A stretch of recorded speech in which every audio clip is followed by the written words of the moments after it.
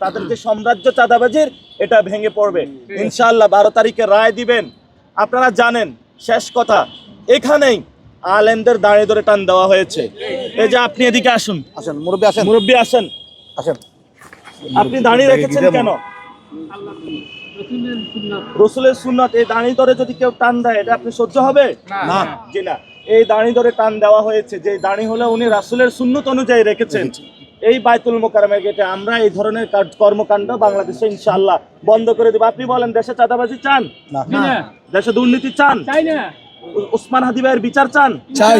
ইনশাআল্লাহ এগুলা ঠিক হয়ে গেলে বাংলাদেশ ঠিক হয়ে যাবে না? ইনশাআল্লাহ ইনশাআল্লাহ।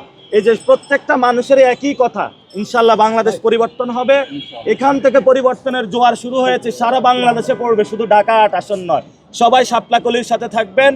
এই গণ অভ্যুত্থানের কোনো মার্কা আছে? এই ইসলামের কোনো মার্কা আছে? এই সার্বভৌমত্বের কোনো মার্কা আছে? এই দুর্নীতির বিরুদ্ধে কোনো মার্কা আছে? চাঁদাবাজির বিরুদ্ধে কোনো মার্কা আছে? সন্ত্রাসের বিরুদ্ধে কোনো মার্কা আছে?